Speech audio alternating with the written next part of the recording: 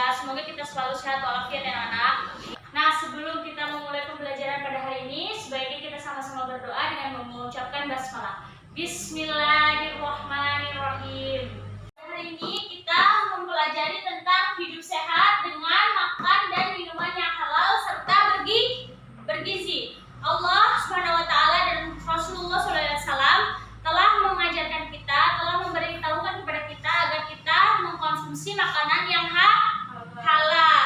Maksud halal di sini yaitu dapat dikonsumsi bagi umat Islam sesuai syariat Islam. Nah, seperti yang Ibu tadi jelaskan, halal artinya dapat dikonsumsi bagi umat Islam sesuai dengan syariat Islam. Nah, kemudian Ibu akan menjelaskan 6 kriteria makanan dan minuman yang halal. Yang pertama, kemudian yang kedua apa? Kemudian yang ketiga, segi memperolehnya. Ya, segi memperolehnya. Dalam arti kita memperolehnya itu juga disebut harus halal ya. Karena kan ada tuh biasa kita sebut dengan mencuri. Nah, itu bisa dikatakan halal juga nggak? Tidak, karena dia mencuri tanpa seizin orang yang punya. Namun jika kita bekerja keras, mencari rezeki, mencari kerjaan, kemudian kita membeli makanan, itu disebut segi memperolehnya itu halal. Selanjutnya apa, Nazwa?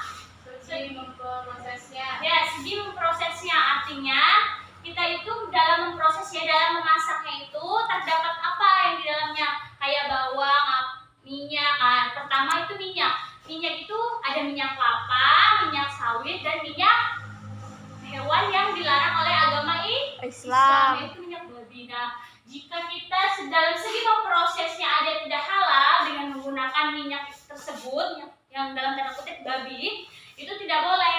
Maka bisa dikatakan makanan itu tidak halal dari segi memprosesnya.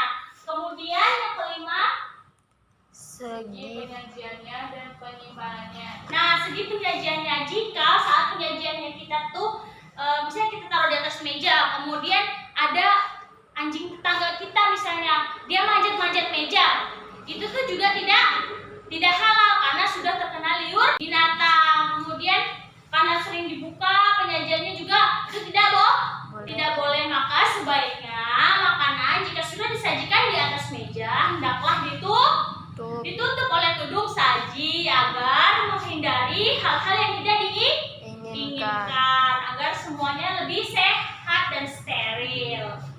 Nah, yang keenam yaitu segi dampaknya. Nah, dari tadi kita memprosesnya misalnya dengan cara memperolehnya, misalnya dengan cara kita mencuri, itu tidak baik. Dampaknya berdosa, makanan kita tidak halal. Kemudian cara memprosesnya, kita misalnya memprosesnya dengan menggunakan minyak hewan yang diharamkan oleh Allah, itu juga tidak boleh. Dampaknya nanti makanan kita jadi tidak halal.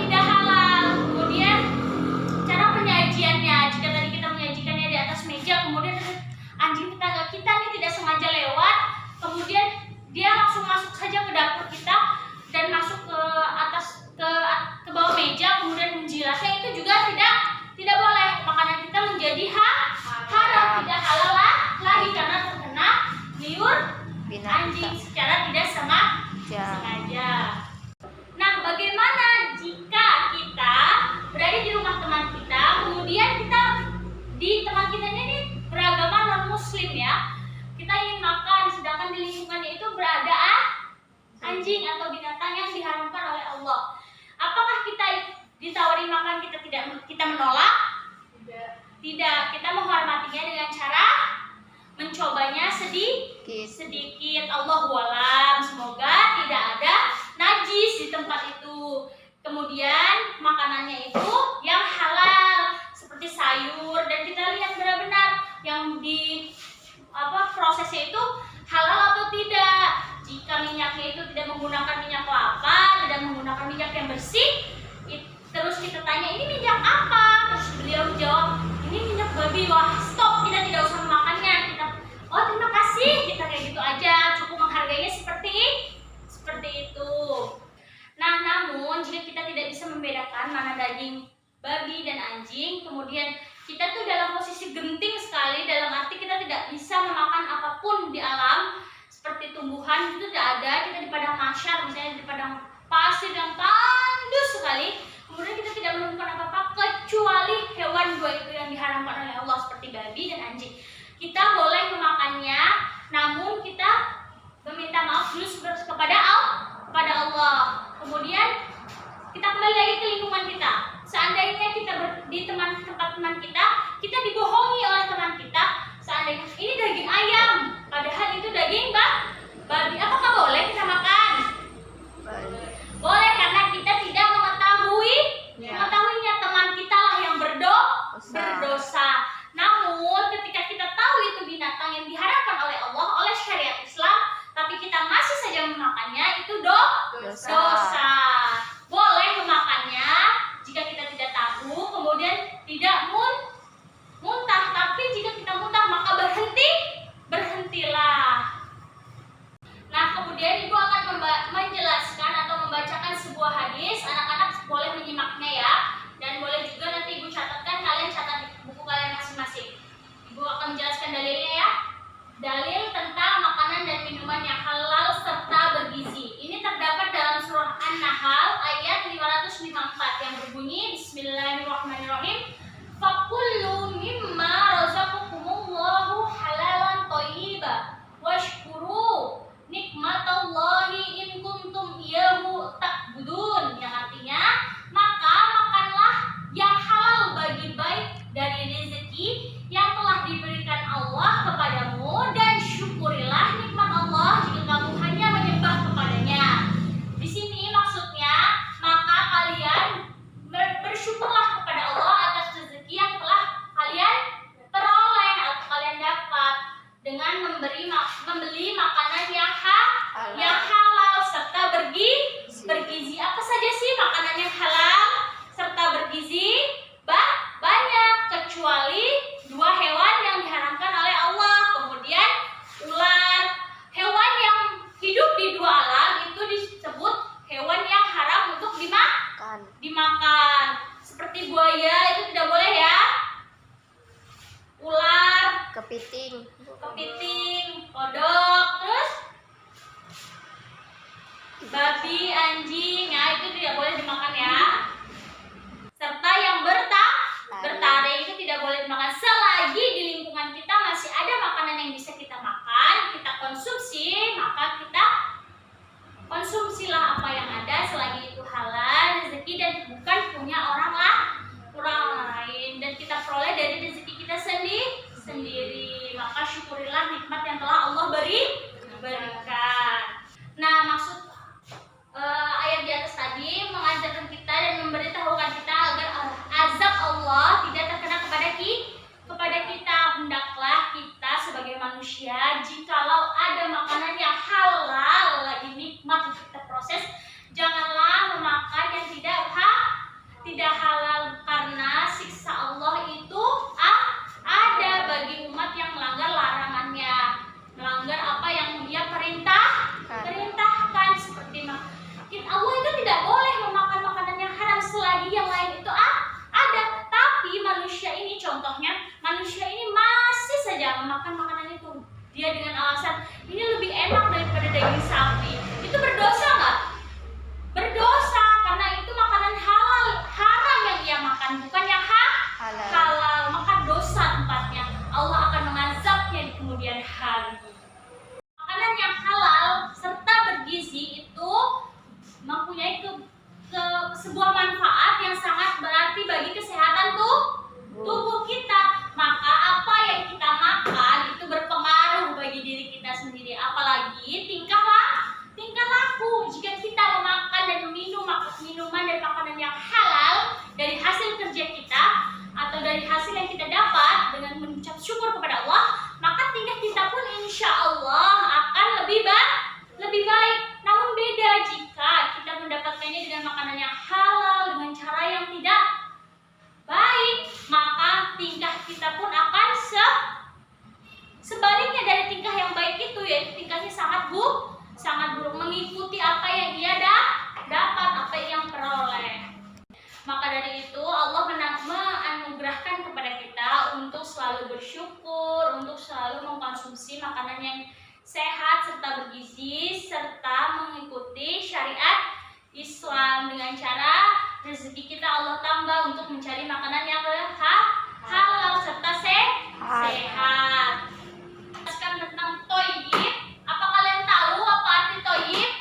Tidak, Bu. Toyib adalah makanan dan minuman yang mengandung gizi seimbang. Kita sebagai manusia memerlukan makanan yang bergizi karena dalam gizi mengandung atau menyimpan berbagai nutrisi seperti karbohidrat, protein, kemudian lemak dan vitamin dan mineral yang berfungsi atau bermanfaat bagi tubuh kita dalam melakukan aktivitas di kehidupan sehari-hari. Seperti itu. Makanya kita diwajibkan atau kita disarankan untuk mengkonsumsi makanan yang bergizi, 5 sehat, 4 sehat, 5 sempurna.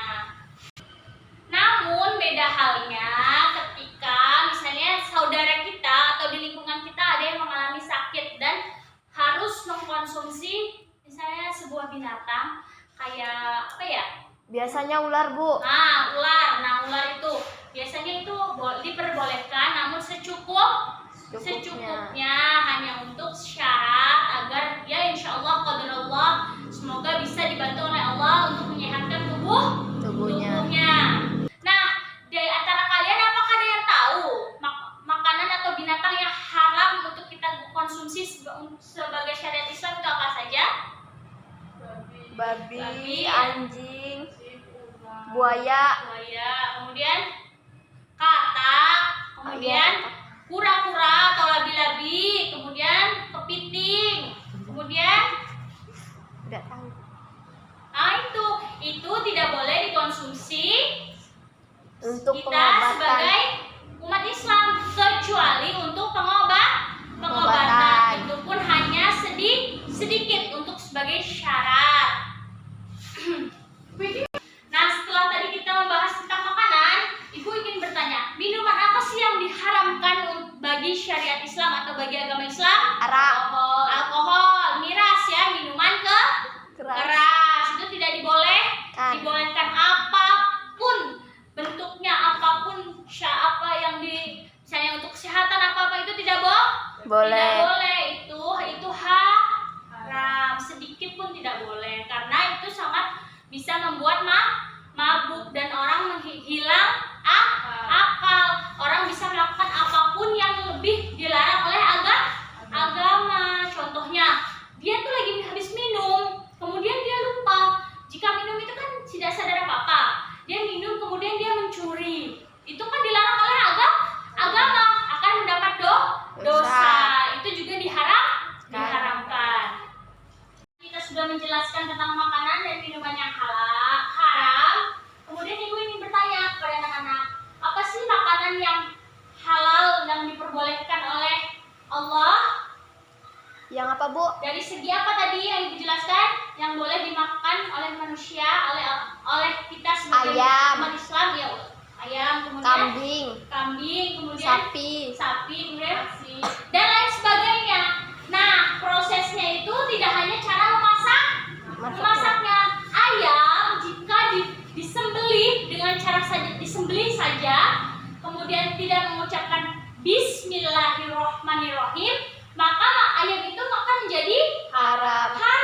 Kemudian sapi, kambing dan lain sebagainya, jika tidak menggunakan Bismillah, maka makanan itu akan menjadi haram. Apapun proses untuk pembeliannya, misalnya kita beli nih, kita kerja capek-capek nih kerja, kemudian dapatlah duit tuh 100.000, kemudian kita belikan ayam, Bang saya beli ayam ya 2 kilo katanya, iya, tapi si penjualnya ini tidak menggunakan lafal Bismillah, maka ayam itu akan menjadi haram untuk dikonsumsi, walaupun cara mencari uangnya itu dengan rezeki yang halal. Kemudian apalagi memotong hewan kurban itu makanya harus diiringi dengan takbir, kemudian Bismillah sudah pasti, maka yang dikonsumsi akan halal. jika menggunakan lafaz bismillah. Nah, kecuali babi dan anjing itu memang sudah tidak diperbolehkan oleh Allah. Ibu ingin bertanya di salah satu di antara kalian, apakah minuman bersoda seperti kita sebut mereknya ya, Fanta, Coca-Cola, Sprite, dan Cola lainnya, itu apakah haram untuk diminum? Tidak, Bu. Tidak, karena itu bersoda, bukan beralkohol. Alkohol itu adalah minuman yang mengandung hal yang bisa memabukkan, itu tidak boleh. Namun jika soda tidak masalah. Namun bagi kesehatan tubuh tidak memperbolehkan mengkonsumsinya dengan jumlah yang terlalu banyak karena tidak bagus untuk kesehatan kita. Tidak bagus untuk jantung, paru-paru, dan lain sebagainya.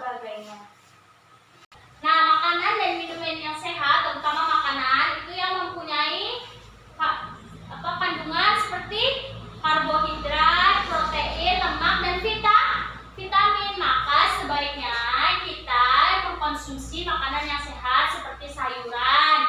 Kemudian banyak mengkonsumsi buah yang mempunyai vitamin yang banyak. Itu membantu kekebalan tubuh kita. Mengkonsumsi vitamin. Baik kalian sakit ataupun di hari-hari biasanya, apalagi dalam masa seperti ini ya, kita harus mengkonsumsi vitamin dan buah-buahan agar kekebalan tubuh kita kuat. Dalam menjalani puasa kita kuat, dalam menghadapi situasi seperti ini, apalagi kita berada di zona orange, kita harus mengkonsumsi banyak makanan dan minuman yang bergizi. Istirahat yang cukup, tidak boleh ngembur. Apakah di antara kalian ada yang ngembur?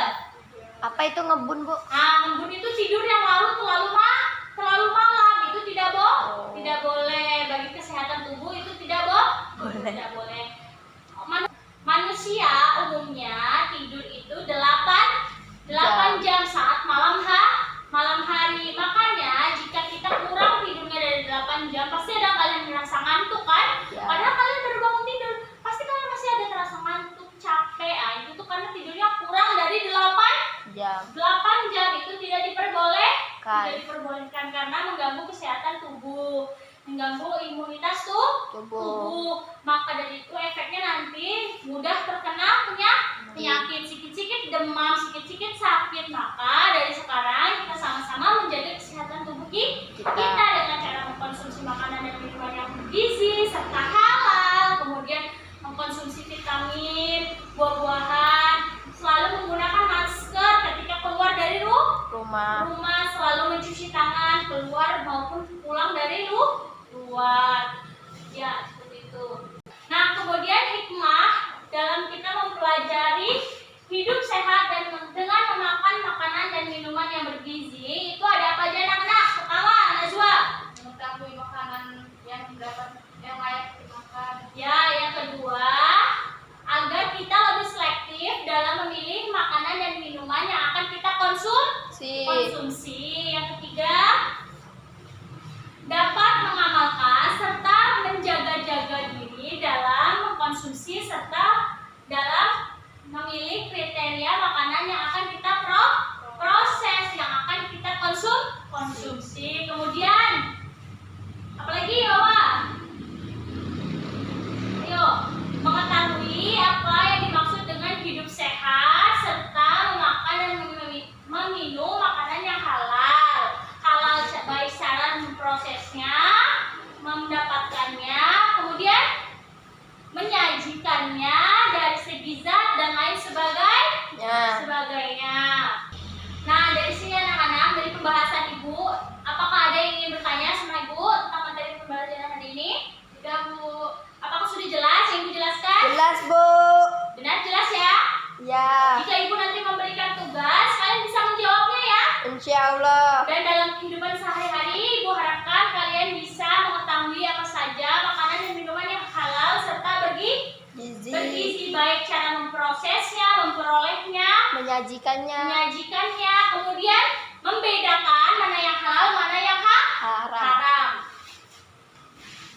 Nah, di sini Ibu akan mencatatkan latihan untuk dikerjakan di rumah. Kemudian minggu depan Ibu akan membahasnya dan kalian Ibu minta satu persatu untuk memaparkan hasil jawaban dari kalian sesuai dengan soal yang Ibu berikan ya anak-anak. Nah, baik anak-anak, apakah kalian sudah mencatat semua PR ini? Udah, Bu. Nah, 5 tugas ini Ibu tugaskan kepada kalian untuk kalian kerjakan sesuai dengan hasil yang Ibu jelaskan tadi, yang kalian pahami, yang sudah kalian catat di buku kalian. Ibu harapkan semuanya bisa menjawab dengan Baik. sebaik mungkin ya. Semoga kalian bisa memanfaatkan atau bisa mempelajarinya lagi di kehidupan sehari-hari. Ngumpulinnya minggu depan kan, Bu? Ya, minggu depan dikumpulinnya ya. Minggu depan Ya, Ibu Bu. minta satu persatu maju ke depan dan Ibu akan masukkan ke nilai ya. Ya, Bu. Nah, mungkin hanya dapat hari ini Ibu bisa menjelaskan ini. Semoga kalian bisa pahami. Ibu tanya lagi nih, apakah kalian sudah paham dengan penjelasan Ibu? Ya sudah. Jika sudah, kalian sudah juga sudah mencatat ini. Ibu mohon maaf jika dalam penjelasan Ibu tadi ada kekurangan atau bisa kurang dipahami. Ibu mohon maaf. Ibu harapkan kalian semua bisa memahami apa yang sudah Ibu jelaskan dan bisa mengerjakan soal yang sudah Ibu berikan di rumah dengan sebaik mungkin. Tidak boleh membuka Google ya anak-anak ya.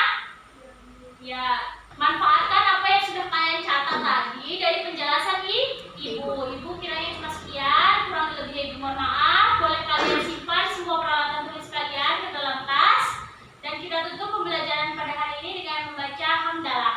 Bismillahirrahmanirrahim. Alhamdulillahirabbil alamin.